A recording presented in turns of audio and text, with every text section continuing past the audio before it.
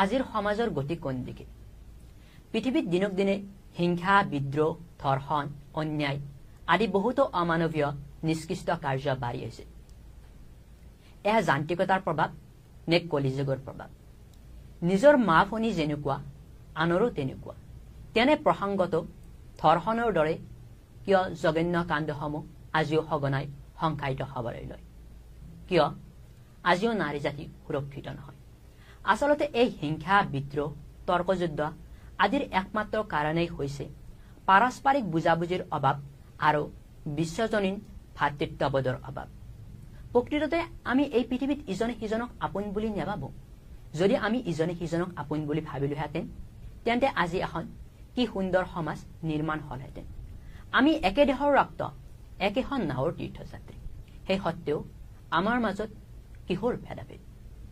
পৃথিৱীত জীৱন দুদিনীয়া সেই সত্ত্বেও কিহৰ গৌৰৱ অহংকাৰ জীৱনত আমি সদায় প্ৰথমখন কাপোৰ অইনৰ হাতেৰে পিন্ধিব লাগে আৰু শেষৰখনো অইনৰ হাতেৰে পিন্ধিব লাগে তেন্তে আমি কিয় গৌৰৱ অহংকাৰ কৰিবলৈ লওঁ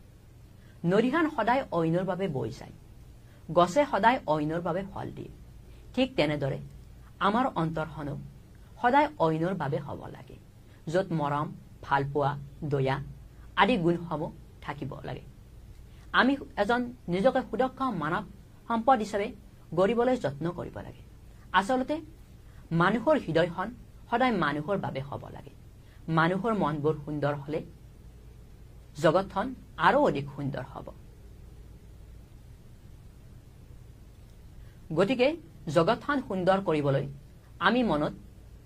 শিশুৰ দৰে কোনো ধৰণৰ কপট নৰহাকৈ মুক্ত মনৰ আৰু পৰিষ্কাৰ হ'বলৈ যত্ন কৰা উচিত ডক্টৰ এপিজে আব্দুল কালামে এষাৰ কথা কৈছিল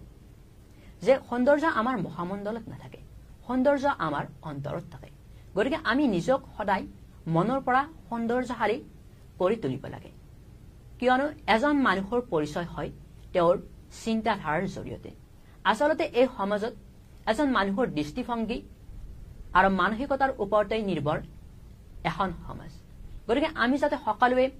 আমাৰ মানসিকতাবোৰ সলনি কৰোঁ যাতে আমি শুদ্ধ থাকে তাৰ বাবে মই আহ্বান জনাওঁ আনকো নিজৰ মা ভনীৰ দৰে ভাবক সদায় সকাৰাত্মক গতিৰে চলক দেখিব এই জীৱনটো কি সুন্দৰ হৈ পৰিব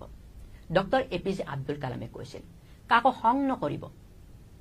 বুজাবলৈ যত্ন কৰক কাকো ভয় নুখুৱাব সাহস দিবলৈ যত্ন কৰক গতিকে আমি যাতে উচ্চ মানসিকতাৰ অধিকাৰী হ'বলৈ পাৰোঁ তাৰ বাবে সদায় যত্ন কৰিব লাগে আমি এজন সুদক্ষ মানৱ সম্পদ হলেহে আমি আমাৰ দেশৰ কাৰণে অৱদান আগবঢ়াব পাৰিম কিন্তু আজিৰ এই যুগত বহু মানুহ শিক্ষিত হয় কিন্তু সেই শিক্ষা মূল্যহীন যদিহে তেওঁৰ কোনো ধৰণৰ মানৱতা গুণ নাই গতিকে এজন মানুহৰ কিমান টকা পইচা সম্পত্তি আছে সেয়া ডাঙৰ কথা নহয় কিন্তু তেওঁৰ মনত কিমান মানৱতা গুণ আছে সেয়াহে ডাঙৰ কথা গতিকে আমি সমাজ নিৰ্মাণত সামাজিক ঐক্য সংহতি গঢ়ি তোলাৰ হকে ইজনে সিজনক ভাতৃত্ববোধৰ দৃষ্টিৰে চোৱা উচিত